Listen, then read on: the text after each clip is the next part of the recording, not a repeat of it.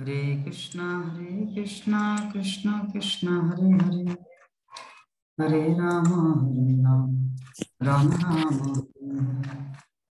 हरे कृष्णा कृष्णा कृष्णा हरे हरे राम राम राम हरे हरे। तो हम लोग यहाँ पे चर्चा कर रहे थे हरि नाम की महिमा के ऊपर। उठिए फिर थोड़ी सा कहता हूँ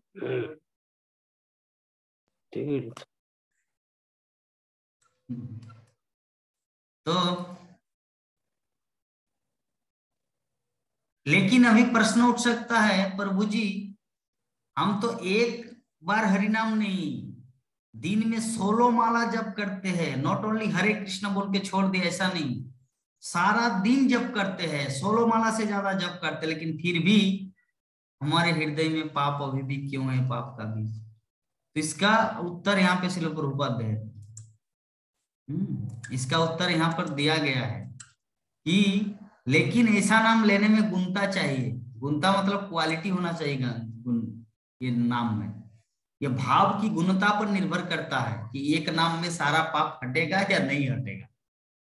हाँ, एक असहाय व्यक्ति भगवान का नाम भाव विभोर होकर ले सकता है, लेकिन यदि उसी नाम को कोई भौतिकता से संपन्न व्यक्ति लेता है तो उसमें उतनी निष्ठा नहीं हो सकती। जैसे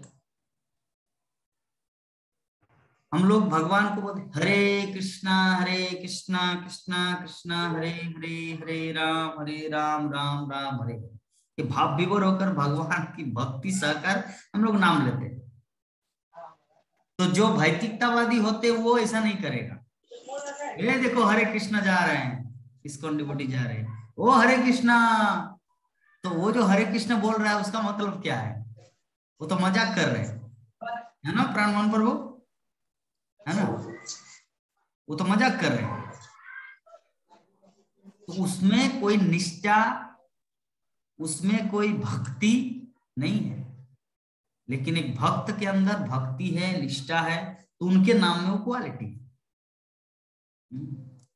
एक बच्चा जब पुकारता है माँ, तो माँ के हृदय पूरा एकदम विगलित हो जाते हैं बच्चे के ऊपर। लेकिन कोई दूसरा व्यक्ति अगर उस व्यक्ति वो महिला का नाम लेकर पुकारे तो क्या उतना प्यार आता है? हाँ, जैसे मान लीजिए विवाह माता जी का एग्जाम्पल देते हैं। उनकी जो मुरारी है, मुरारी बोलेंगे माँ मौसी, तो उसमें क्या प्यार आएगा, कितना स्नेह ममता उभरेगा।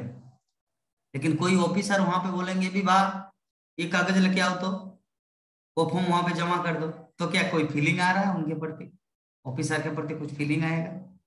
नहीं आएगा। यद्यपि वही महिला है, वही व्यक्ति विशेष है, लेकिन फीलिंग कुछ नहीं आएगा। क्यों?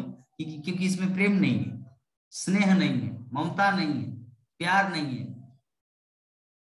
तो यही एग्जाम्पल। तो एक व्यक्ति जो यहाँ पे जो कहा गया है कि एक कृष्ण नाम जो तो पाप हो रहे पापी साधने से तो पाप हो रहे, मतलब एक कृष्ण भक्त जो एक बार हरि नाम लेंगे तो उसमें इतना क्वालिटी है कि पापी के पास वो साधन नहीं कि उतना पाप करे, किंतु अभी क्वालिटी होना चाहिए। क्वालिटी जब तक नहीं होगा, जैसे वो क्वालिटी मतलब एग्जाम्पल दिया कि एक लड़का अपने माँ को बुलाएंगे पुत्र, और ऑफिसर अपने स्टाफ को बुलाएंगे, तो दोनों में अंतर है। दोनों में अंतर है। तो यही चीज यहाँ पे उल्लेख है। तो श्रील प्रभुपाद आगे वर्णन कर रहे हैं कि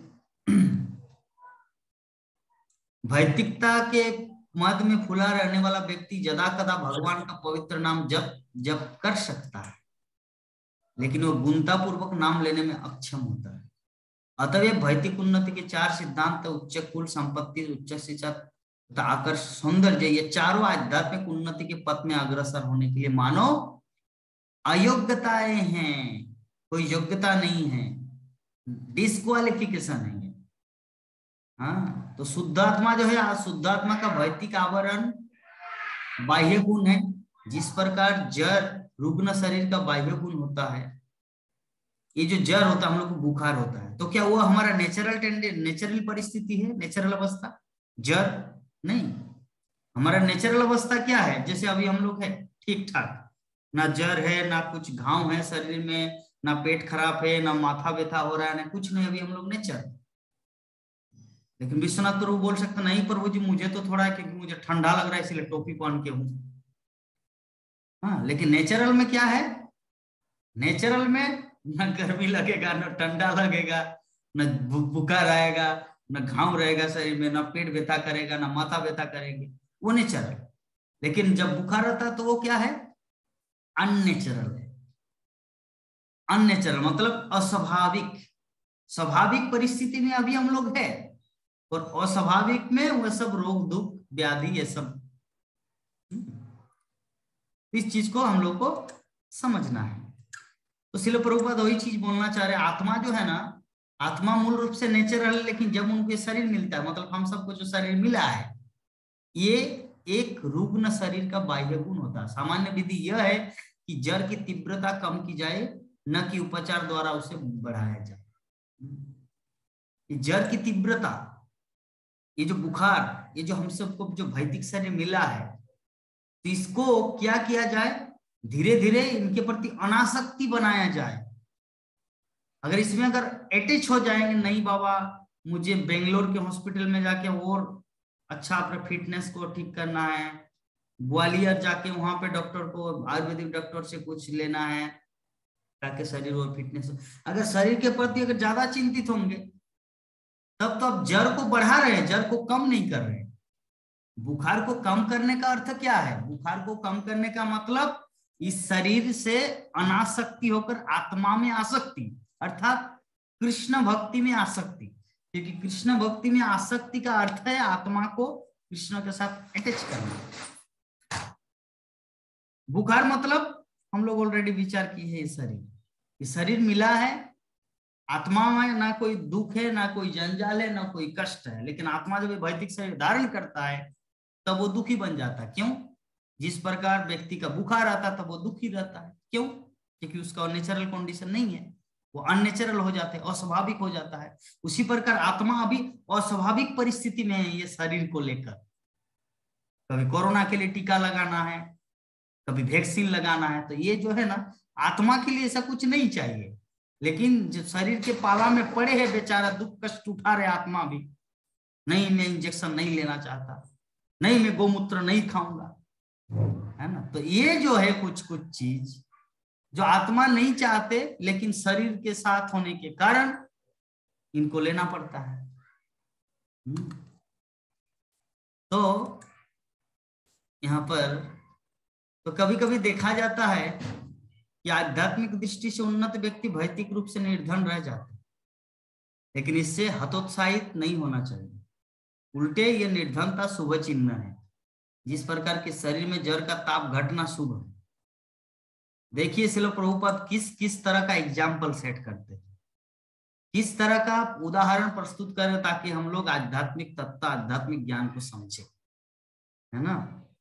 कुछ कुछ लोग जब भक्ति में आ जाते हैं ना, या जो कृष्ण भक्त होते हैं ना, कुछ किसी परिस्थिति में वो निर्धन होते हैं, उनके पास पैसा नहीं रहता, धन नहीं रहते, लेकिन फिर भी वो हतोत्साहित नहीं होता। मतलब वो सांत्वना देने के लिए किसी के वो आने की जरूरत नहीं, आ रहे तुम तो गरीब है, इतना कृष्ण भक्ति किए फिर भी तुम्हारे पास पैसा नहीं, भिखारी कहीं का, ऐसे बोलने से भी हतोत्साहित नहीं होगा। बल्कि उनको पता है इनके माध्यम से मुझे कृष्ण भक्ति और ज्यादा करने का सौभाग्य प्राप्त हो। क्यों? क्योंकि ये सब ज्यादा धन दौलत होने से तो मैं तो उल्टा रहूंगा ना, आईसीआईसी में रखूं, या एचडीएफसी में रखूं, या एसबीआई में रखूं, या पंजाब नेशनल बैंक में रखूं, या आईडीबीआई बैंक में रखूं, या स्विट्जरलैंड बैंक में रखूं। वो चिंता करेगा चूहा की तरह। जो चूहा होते हैं ना, धान के खेत में, श्रील प्रभुपाद एग्जाम्पल देते हैं आत्मा का प्रवास बुक में, धान के खेत में चूहा धान कभी इस गड्ढे में रखता है तो कभी उस गड्ढे में रखता है, थोड़ा इस गड्ढे में रखता है तो थोड़ा उस गड्ढे में रखता है। इस तरह का पूरा खेत को चूहा एकदम झांझरा बना देते हैं। जैसे हम लोग पूरी छांकने वाला जो झांझरा होता है ना, जो पूड़ी छांकते हैं घर में, और रोटी पूड़ी पूड़ी, उसमें जो झांझरा छेद होता है, तो पूरे खेत को चूहा क्या करते हैं, झांझरा बना देते हैं। क्यों? वो धान को इधर रखते हैं तो कभी उधर रखते हैं। तो उसी प्रकार वर्तमान परिस्थिति, वर्तमान सभ्यता के लोग चूहा की तरह कभी इस बैंक में रखते हैं तो कभी उस बैंक में, पोस्ट ऑफिस में रखते हैं तो सहारा इंडिया कंपनी है, तो कभी LIC में रखते हैं। तो इस प्रकार जगत के लोग भ्रमित हैं। क्यों? उनके पास आध्यात्मिक ज्ञान नहीं। आध्यात्मिक ज्ञान होने से वो अपने आत्मा के बारे में सोचेगा, लेकिन अपने आत्मा को भूल चुका है और सब समय अपने भौतिकता में मदांध है। तो ये डिस्क्वालिफिकेशन नहीं है भक्ति करने का? डिस्क्वालिफिकेशन है कि नहीं विश्वनाथ प्रभु? ये सब में अगर व्यक्ति सब समय उलझा रहे तो कब माला जपेगा, कब भागवतम पढ़ेगा? वो तो सब समय चिंता करेगा कि वो कंपनी डूब न जाए, बाबा इतना रुपया फीस डिपॉजिट किए हैं, वो तो चिंता करेगा, है ना नंदा किशोरी माता जी? वो हंस रहे, इसका मतलब नंदा किशोरी माता जी शायद एक 5-6 लाख रुपया या करोड़ रुपया किसी कंपनी में रखे, इसलिए चिंतित रहते हैं कि प्रभु वो शेयर मार्केट डूब न जाए, नहीं तो ऐसा हो जाएगा मेरा। तो व्यक्ति इसमें थोड़ा चिंतित अवस्था में रहते हैं। हाँ, तो इसीलिए यहाँ पर श्रील प्रभुपाद बोल रहे हैं कि अयोग्यताएं हैं भक्ति करने के ये सब साधन, बल्कि निर्धनता जो है ये शुभ चिन्ह है। तो जीवन का उद्देश्य क्या है? उस भौतिक मत को घटाना होना चाहिए, जिसके कारण मनुष्य अपने जीवन के उद्देश्य के विषय में अधिक भ्रमित होता जाता है। इस प्रकार से मोहग्रस्त व्यक्ति भगवत धाम जाने के लिए सर्वथा अनुपयुक्त हो। तो हम लोग को श्रील प्रभुपाद सजेस्ट कर रहे क्या कि हमारे उद्देश्य क्या होना चाहिए? ये जो भौतिक मद मतलब क्या है? मद मतलब शराब नहीं है, मद मतलब होता है भाव कि मैं मालिक हूं, मेरे पास इतना कुछ है। ये जो मद, मैं उच्च कुल का हूं, मैं PhD हूं, ये जो मद है, भौतिक मद को जब तक व्यक्ति नष्ट नहीं करेगा, जब तक तीनादपि सुनिचेन भाव नहीं आएगा, तब तक वो भक्ति करने के लिए अयोग्य है। भक्ति करने के लिए वो व्यक्ति अयोग्य है। और अयोग्य व्यक्ति वो कितना भी प्रयास करे, किसी के द्वारा कितना भी समझाए, वो प्रहलाद महाराज बोलते हैं कि जो व्यक्ति भक्ति नहीं करना चाहता ना, उसको कितना भी कुछ दिया जाए, कितना भी कुछ सलाह दिया जाए, लेकिन फिर भी वो भक्ति नहीं कर सकता। क्यों नहीं कर सकता? क्योंकि उनकी इच्छा नहीं है वो करने का। तो चलिए हम लोग थोड़ा देखेंगे श्रील प्रभुपाद, ये जो हमारा श्लोक है श्रीमद् भागवतम के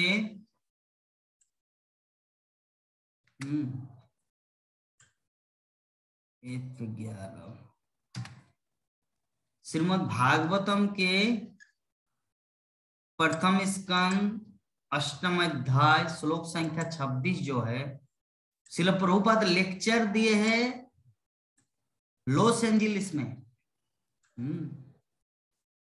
लॉस एंजलिस में श्रील प्रभुपाद लेक्चर दिए हैं। जन्मेश्वर्य श्रुतश्रुभिर एधमानम अदपुमान नेवरत्व अभिमातुम तेम अकिंचन गोचरम। श्रीमद् भागवतम प्रथम स्कंद 8वां अध्याय 26 नंबर श्लोक। 18 अप्रैल 1973 1973, जब मेरा जन्म भी नहीं हुआ था। कहां पर? Los Angeles, America. Srila Prabhupada क्या बोल रहे हैं?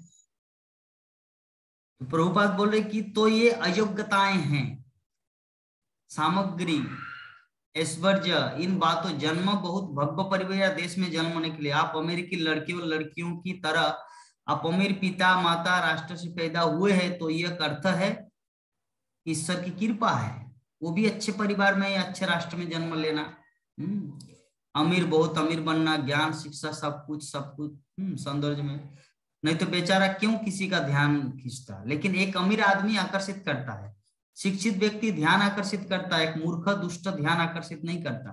तो इसी प्रकार सुंदरता में ऐश्वर्य, ये चीज भौतिक रूप से बहुत फायदेमंद है। जन्मेश्वर्य श्रुत, देखिए श्रील प्रभुपाद यहाँ पे कितना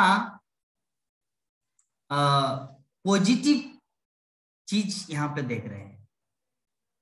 श्रील प्रभुपाद जो यहाँ पे अमेरिका में जो लेक्चर दी श्लोक के ऊपर, कितना पॉजिटिव सकारात्मक विचारधारा, और कि आप सभी अमेरिकी लड़के क्या है कि जो मूर्ख होते हैं, जो जिसके पास धन नहीं है, जो गरीब है, उनको कोई नहीं पूछता, लेकिन हर कोई आप सबके प्रति आकृष्ट क्यों है? अमेरिकन लोगों के प्रति, क्योंकि आप लोगों का शरीर भी सुंदर है, आप लोगों के पास धन भी है, तो ये सब बहुत ही सुंदर है, ये तो अच्छा है, भगवान की कृपा है। श्रील प्रभुपाद ये चीज बोल रहे हैं। लेकिन जब कोई व्यक्ति इस तरह से भौतिक रूप से संपन्न हो जाता है, तो नशे में हो जाता है। ओह, मैं अमीर आदमी हूं, मैं पढ़ा लिखा आदमी हूं, मेरे पास पैसा है, नशा हो जाता है। इसीलिए हम सलाह देते हैं, क्योंकि वे पहले से ही कब्जे के नशे में हैं, और फिर नशा, फिर स्वभाव से ये लोग पहले से ही नशे में हैं। इस अर्थ में मदहोश, जैसे शराब पीते हैं तो मदहोश हो जाते हैं। तुम आकाश में उड़ रहे हो, आप ऐसा सोच रहे हो, तुम स्वर्ग में गए हो, हाँ, तो ये नशे के असर। लेकिन नशे में धूर्त व्यक्ति को पता नहीं होता कि नशा खत्म हो जाएगा, ये समय सीमा के भीतर है, ये जारी नहीं रहने वाला है, इसे ही भ्रम कहते हैं।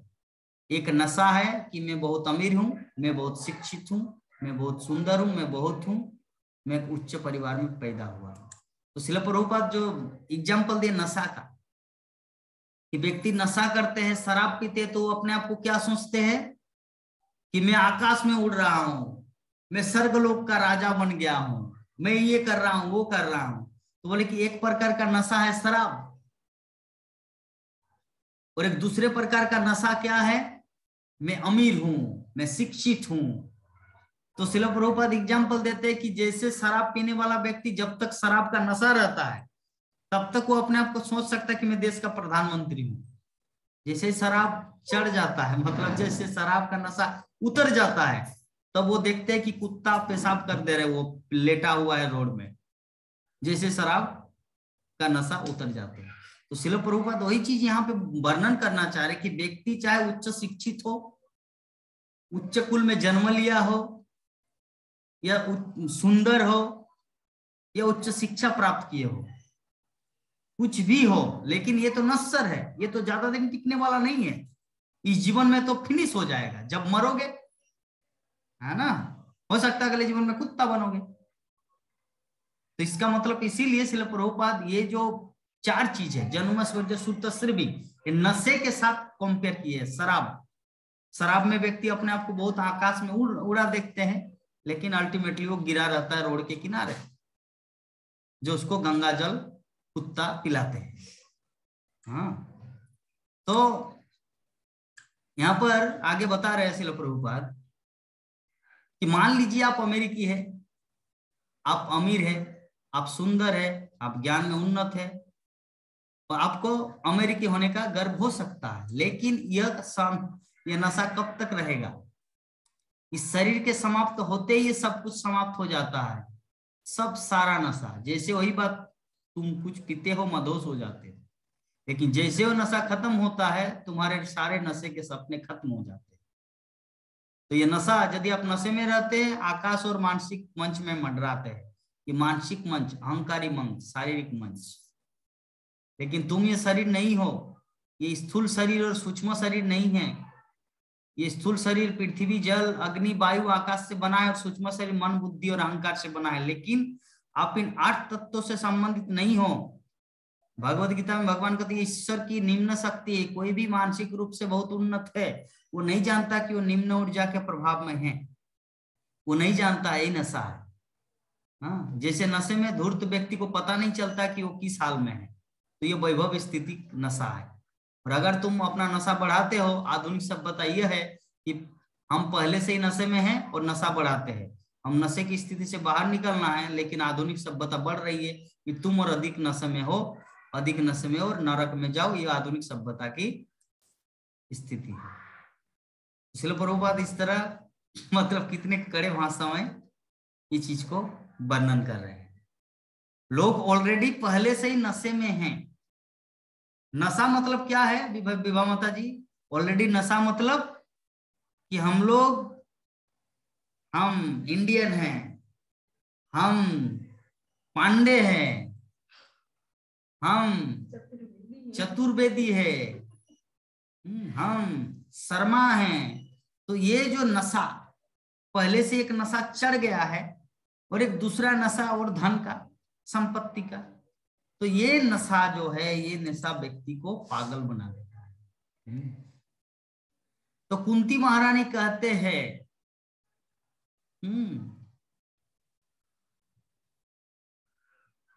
जैसे यहाँ पर श्रील प्रभुपाद बताते कि जब मैं किसी बढ़ई को कुछ लकड़ी और औजार तनख्वाह देता हूँ तो वो बहुत अच्छी सुंदर कोठरी बनाता है। ये कोठरी किससे शुरू होगी, किसकी है, बढ़ई को या उस आदमी का जिसने सामग्री आपूर्ति की है, ये उसके लिए शुरू होगा। बढ़ई ये नहीं कर सकता कि क्योंकि मैंने इस लकड़ी को इतनी अच्छी टोकरी में बदल दिया, ये मेरी है। तो यहाँ पर श्रील प्रभुपाद एक दूसरा उदाहरण दे रहे हैं। बढ़ई मतलब क्या, लकड़ी को काम अच्छा, लकड़ी काम करने वाला, कारपेंटर। तो कारपेंटर, मान लीजिए विश्वनाथ प्रभु अभी नया बिल्डिंग बना रहे हैं। अभी विश्वनाथ प्रभु जाके मिदनापुर से कोई अच्छा लकड़ी लाके कारपेंटर को दे दिया। तो कारपेंटर को दे देने के बाद कारपेंटर उसको बहुत सुंदर पलंग बनाए या दरवाजा बनाए। तो दरवाजा बनाने के बाद बोला, अरे ये तुम्हें इतना सुंदर बना दिया, चलो इसको और नहीं देंगे। तो अगर वो व्यक्ति ऐसा सोचे तो क्या ये अच्छा है?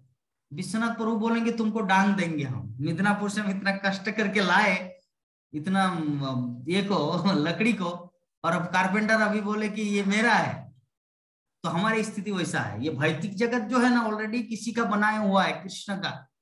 लेकिन हम लोग यहाँ पे आके सोचते कि यार मैंने तो इतना कमा लिया, ये मेरा संपत्ति है, ये जमीन मेरा है। अरे कोई जमीन किसी का नहीं है। तो ये सब यहाँ पे बोलना चाह रहे हैं, हाँ, उदाहरण के माध्यम से कि श्रील प्रभुपाद आगे बता रहे कि नशे में वो सोच सकते कि ये मेरी संपत्ति, मैंने चोरी की, मैंने अमेरिका की इस भूमि का रेड एडियंस में चुराया है, अब ये मेरी संपत्ति है। लेकिन वो ये नहीं जानता कि वो चोर है। जो भगवान की संपत्ति लेता है और अपना दावा करते वो चोर है। इसीलिए हमारे पास साम्यवादी विचार है, भक्त। तो हमारे पास कृष्ण भावना भावित साम्यवादी कार्यक्रम है। वो क्या है कि सब कुछ भगवान का है। जैसे सोच रहे कि सब कुछ राज्य का है, वो ये कम्युनिस्ट है, मास्कोबाजी है, रूसी है, चीनी, वो राज्य बार सोच रहे। लेकिन हम राज्यवार नहीं सोच रहे, हम ईश्वर के अनुसार सोच रहे। सब कुछ भगवान का है, यही दर्शन है। आप विस्तार कर, बस थोड़ी बुद्धि होनी चाहिए कि आप सोच सकते कि राज्य चंद लोगों का है। यदि आप सोचते कि जनसंख्या अमेरिकी जनसंख्या है तो अमेरिकी की यह भूमि इस जनसंख्या की है। आप ऐसा क्यों सोचते हैं? आपको लगता है कि भगवान की संपत्ति है। तो प्रत्येक जीव ईश्वर की संतान है, परमात्मा परम पिता है। कृष्ण कहते हैं हम बीज प्रदम पिता, तो मैं सभी जीवों का बीज प्रदान करने वाला पिता हूँ, सर्वजोनि से कौनते। वो चाहे किसी भी रूप में रहे, वो सभी जीव है, वो मेरे पुत्र है। वास्तव में यही तथ्य है, हम सभी जीव, हम ईश्वर के पुत्र है, लेकिन हम भूल गए हैं, इसीलिए हम लड़ रहे हैं। जैसे एक अच्छे परिवार में अगर कोई जानता है पिताजी हमें भोजन की आपूर्ति कर रहे हैं, तो हम भाइयों हम क्यों लड़े। इसी तरह अगर हम भगवान के प्रति जागरूक हो जाते हैं, अगर हम कृष्ण भावना भावित हो जाते हैं, तो लड़ाई खत्म हो जाएगी। मैं अमेरिकी हूँ, मैं भारतीय हूँ, मैं रूसी हूँ, मैं चीनी हूँ, ये सभी बकवास चीजें खत्म हो जाएगी। तो कृष्ण भावनामित आंदोलन बहुत अच्छा है। जैसे ही लोग कृष्ण भावना भावित हो जाते हैं, ये लड़ाई, ये राजनीतिक लड़ाई, राष्ट्रीय लड़ाई तुरंत समाप्त हो जाएगी, क्योंकि ये कोई वास्तविक चेतना में आ जाएंगे कि सब कुछ भगवान का है। और जैसे बच्चे, परिवार के एक बच्चे को पिता से लाभ लेने का अधिकार मिला है, उसी तरह अगर हर कोई भगवान का अभिन्न अंग है, अगर हर कोई भगवान की संतान है, तो सभी को संपत्ति का उपयोग करने का अधिकार है पिता की। तो हक वो नहीं एक इंसान को होता है। भगवद गीता के अनुसार यह अधिकार सभी जीवों का है। इससे कोई फर्क नहीं पड़ता कि जीवित प्राणी है या जानवर या पेड़ या पक्षी या जानवर या कीट। वो कृष्ण भावनामित है। हम इस संदर्भ में नहीं सोचते कि बस मेरा भाई अच्छा है, मैं अच्छा हूं और सब बुरा। इस प्रकार के संकीर्ण, नैरो माइंड, अपंग चेतना से हम घृणा करते हैं, हम लात मारते हैं।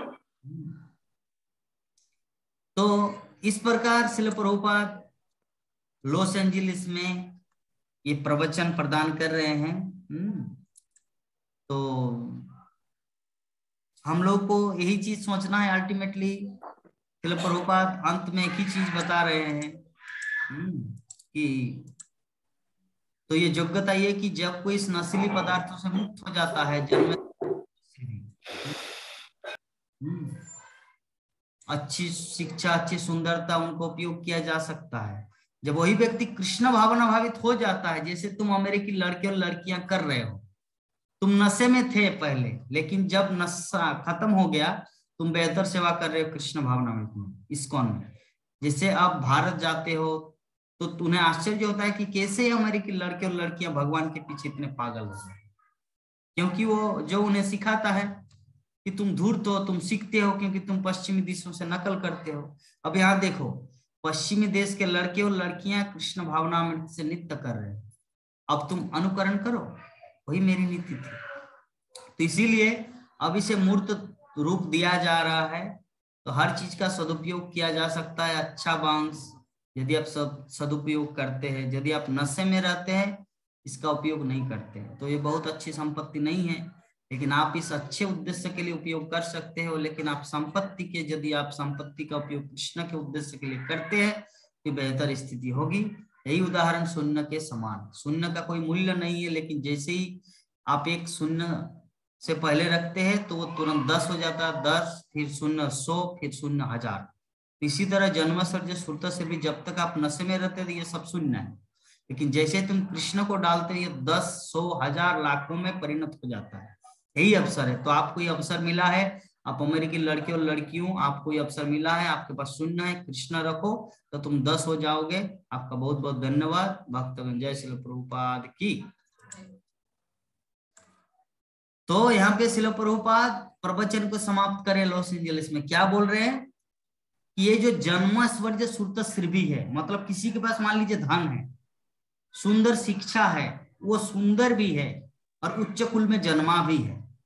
हाँ, उच्च कुल में जन्मा भी है, तो व्यक्ति को नेगेटिव होने का कोई जरूरत नहीं है।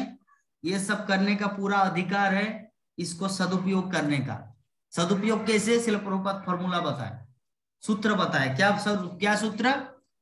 कि मान लीजिए आपके पास 0 है, 0, तो 0 के बाद में जितना भी 0 लगाएंगे 0 0 0 0 0 ही रहेगा। लेकिन 0 से पहले अगर आप 1 लगाएंगे तो 1 0 के पहले होगा 10। जब 2 0 लगाएंगे उससे पहले 1 लगाएंगे तो होगा 100। 3 0 के पहले 1 लगाएंगे तो वो होगा 1000।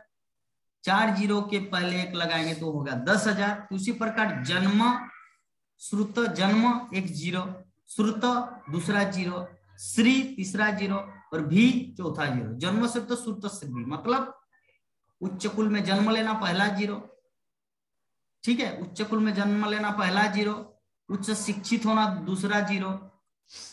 हाँ, फिर क्या है, सुंदर बनना तीसरा 0, जन्म ऐश्वर्य और उच्च ज्यादा से ज्यादा धन होना चौथा 0। तो ये सब का कुछ मिल नहीं, क्योंकि ये सब 0 है, श्रील प्रभुपाद बोल रहे। लेकिन इस 0 के आगे अगर 1 लगा देंगे तो क्या होगा? 4 0 के आगे 10,000। लेकिन अगर 1 नहीं लगाएंगे तो वो क्या रहेगा? 0, आलू मतलब 0 है ना, मतलब वो 0 रहेगा। लेकिन जैसे ही 1 लगा देंगे, 1 कौन है? एकमेव एकमात्र कृष्ण है, ईश्वर परम कृष्ण। तो हमारे जीवन में, हमारे भक्ति जीवन में एकमात्र उसी कृष्ण को लाना है। कृष्ण को लाएंगे, उसके बाद हमारे पास जो भी है ना सब कुछ ठीक है। तो इस प्रकार कुंती महारानी और श्रील प्रभुपाद के शिक्षा के माध्यम से हम लोग आज की क्लास को समझे कि अगर हमारे पास ये सब शिक्षा है, ये अच्युकुल में जन्म है, ब्राह्मण है, ये है, वो है, धन है, संपत्ति है, सुंदर है, लेकिन अगर हमारे जीवन में भक्ति नहीं है, कृष्ण भक्ति, तो क्या है? आलू मतलब 0। लेकिन अगर हम लोग उसमें भक्ति मिला देंगे तो रहने से भी कोई नुकसान नहीं है, वो रह सकता है, तो वो हमारे काम का। ठीक है प्रभु। तो इस प्रकार हमारे श्रीमद् भागवतम के प्रथम स्कंद के अष्टम अध्याय का श्लोक संख्या 26 यहीं पर हम लोग विराम देंगे। तो अभी हमारे बीच में 9 मिनट 44 सेकंड है, तो हम लोग थोड़ा प्रश्न उत्तर करेंगे। तो हमारे प्राण मोहन प्रभु जी पहला प्रश्न करेंगे, उसके बाद नंद किशोरी माता जी, और मुझे लगता है प्राण मोहन प्रभु जी 3-4 प्रश्न करेंगे, जो भी है। हरे कृष्ण।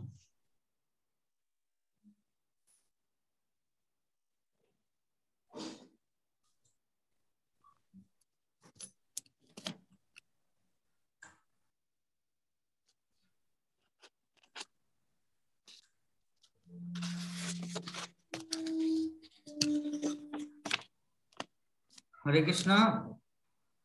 हाँ प्रभु जी। सीता कुंड कल गए थे प्रभु जी। क्या? सीता कुंड? हाँ हाँ, सीता कुंड गए तो सीता कुंड से जो पानी निकलता है वो गर्म पानी निकलता है, एकदम मतलब भाप देता हुआ पानी निकलता है। आवाज नहीं सुनाई दे, फिर से एक बार बोलिए। हाँ, बोल रहे हैं कि सीता कुंड जो गए मुंगेर, तो सीता कुंड का पानी एकदम मतलब भाप फेंकता हुआ पानी निकलता है, उबला हुआ पानी। और भरत कुंड है, राम कुंड है, लक्ष्मण कुंड है, शत्रुघ्न कुंड है, वो सब का पानी ठंडा है। तो ये पानी सीता कुंड से गर्म कैसे निकलता है? अच्छा, सीता कुंड का पानी गर्म कैसे क्यों निकलता है? निकलता है?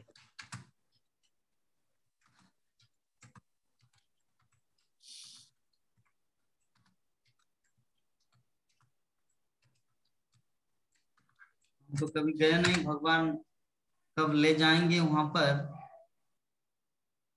तो अग्नि परीक्षा का स्थल है, इसलिए सोच ही रही थी इस प्रकार। तो सीता कुंड अच्छा मुंगेर है ना? दूसरे नंबर पे ये तो रहस्य। सीता कुंड गरम जल, रहस्यमय कुंड, एक रहस्यमय कुंड है।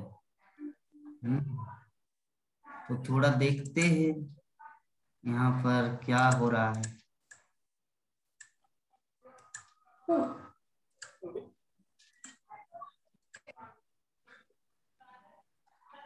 मान्यताओं को अपने आप में होती तो गर्म सीता कुंड का नाम लिए वैसे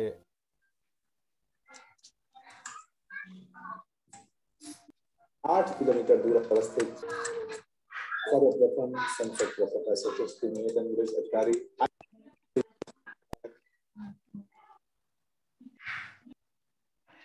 आवाज आ रहा है प्रभु जी? नहीं प्रभु जी, कुछ नहीं आवाज आ रही। 8 महीने तक खराब नहीं होता। हाँ हाँ,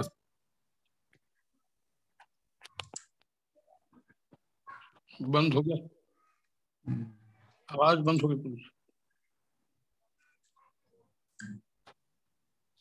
एक्चुअली मैं कभी गया नहीं, इसीलिए मैं सोचा कि मेंटल स्पेकुलेशन तो कुछ नहीं दिया जा सकता जब तक उस सोर्स के बारे में पता नहीं चलेगा। पर स्थानीय बताते हैं कि माँ सीता की पवित्रता की परीक्षा हेतु अग्नि प्रज्वलित की गई थी, परंतु माँ जानकी ने धरती माँ का आह्वान किया। फिर धरती माँ ने उन्हें अपने गोद में ले लिया। कहा जाता है कि इस कुंड के जल से नहाने पर सारे रोग नष्ट हो जाते हैं। इसी कुंड के बगल में राम, भरत, लक्ष्मण एवं शत्रुघ्न के नाम पर कुंड है। इन कुंडों का जल शीतल है, जो अपने आप में रहस्यमयी है। इन कुंडों की स्थिति काफी दयनीय प्रतीत होती है और सरकारी स्तर पर उपेक्षित भी लगती है। ये कह रहे हैं कि लोकल हैं, हमेशा आते रहते हैं। यहाँ पे मैम है, इनसे जानने की कोशिश करेंगे कि मैम आप यहाँ पे आई हैं और क्या है यहाँ का इतिहास जो आप जानती हैं। अच्छा लगता है देख के आकर। यहाँ जो है ना सीता माता का कुंड जो बगल में बहता है, वहाँ अगर नहा लीजिएगा तो किसी भी तरह की बीमारी है वह आपको लाभ निश्चित देगा। तो इनका कहना है कि किसी भी तरह के बीमारी से अगर आप ग्रस्त हैं और इस पवित्र जल से अगर आप स्नान करते हैं तो आपकी बीमारी निश्चित ही दूर होगी। जिस समय भगवान राम माँ सीता जानकी की अग्नि परीक्षा हो रही थी तो यही सीता कुंड गर्म जल स्थान जहाँ पर कि गर्म का जल बह रही है। तो माँ सीता अग्नि परीक्षा जो हो रहा था उसी समय माँ धरती से सीता बोली कि माँ धरती इस समय फट जाओ, मैं अंदर चली जाऊंगी आपके गोद में। तो माँ सीता का आवाज़ सुनी वो, तो भगवान राम ने सब, भगवान राम भी था, भगवान लक्ष्मण भरत शत्रुघ्न भी था, लव कुछ भी थे, वाल्मीकि जी भी थे। उस समय अग्नि परीक्षा हो रही थी। तो जिस समय फटा वो उसी समय गोद में जाने लगी। तो भगवान राम ने कहा कि इसको निकाल लेते जाओ, लेकिन जब तक में समा गई वो समा गई। तो भगवान राम ने बोला कि सीता अति धरती माँ तुम निकाल दो मेरे सिया को। तब धरती माँ ने कहा कि प्रभु इतने ही तक की इसकी आयु थी, इसलिए मैं अपनी बच्ची को अपनी गोद में ले लिए। तो उसी समय से ये गंगा जल अति धर्म स्थान जो है सीता माँ का जल जो बह रही है अभी गर्म जल, ये पूर्वज का है। जब तो आपका जैसा कि इनसे जानने से एक विशेष बात पता चला कि माँ सीता का समाधि स्थल भी यही है। तो एक बहुत बड़ी बात है, माँ सीता जो हिंदू धर्म शाश्वत सनातन धर्म के एक बेहतरीन इतिहास को बताता है और एक बहुत बड़ी इतिहास को अपने गर्भ में समेटता है कि माँ सीता का समाधि स्थल भी यही जगह है, यही केंद्र है। उस मनता से आते हैं, जिस मनोभाव से इसका पूजा करते हैं वह पूर्ण बाबा कह रहे हैं कि जो यहाँ पे सीता कुंड में, तो अल्टीमेटली प्रभु जी, प्राण मोहन प्रभु जी, सीता कुंड में गर्म पानी यहाँ पर इसीलिए बता क्योंकि अग्निदेव से, क्योंकि जो सीता था, जो सीता को चोरी किया था, नहीं आ रहा मेरा इसमें। हाँ क्या क्या प्रभु जी? विश्वनाथ प्रभु जी कुछ बोल रहे थे? अच्छा, मैं आप ही का आवाज। तो सीता कुंड में इसीलिए गर्म पानी बता क्योंकि अग्निदेव उसको छुपा के रखे थे, ओरिजिनल सीता को। हाँ, और डुप्लीकेट जो छाया सीता है वो रावण उसको ले गए थे। तो जब डुप्लीकेट सीता, जब वो छाया सीता जब भगवान रामचंद्र के पास आएंगे तो अभी ओरिजिनल सीता और छाया सीता दोनों मिलेंगे। तो मूल सीता को भी मतलब परीक्षा, उसमें दोनों एक साथ मिल गए। तब जब परीक्षा हुआ तो वो बोले कि हे धरती माता, ऐसा ही है ना? नहीं, वो लास्ट का सीन है। वो तो लास्ट का सीन है, मतलब अयोध्या में। ये जो है वो लास्ट के सीन वाला ही जगह था। ओह अच्छा। जब लव कुश को बुलाया था दरबार में, और जब सीता माता को भी बुलाया गया कि आके तुम खुद अपने मुख से बोल दो कि तुम शुद्ध हो। अच्छा। तुम अशोक वाटिका में किसी का स्पर्श नहीं की थी, तो वापस ले लेंगे तुमको। अच्छा। लेकिन उन्होंने बोला कि धरती माता फट गई, बस चली गई। मतलब उनको सहन नहीं हुआ, सीता माता को सहन नहीं हुआ कि कोई उनकी परीक्षा ले, क्योंकि वो तो ऑलरेडी, अगर कोई शुद्ध है और अगर उनको पूछा जाए हाँ तो उसको दर्द होगा ना। कोई एकदम पतिव्रता नारी उसको बोलेंगे तुम इस तरह के हो, तुम्हारा हम परीक्षा लेंगे, तो जिसके कारण धरती माता फट गई। और धरती के अंदर तो अग्नि है, और तब से धरती माता फट गई, तब से अग्नि प्रज्वलित, इसीलिए गर्म पानी निकलता है।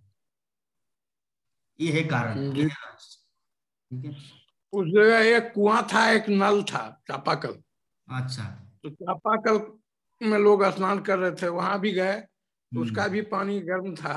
और जो कुआं था उससे पानी निकलवाए, उस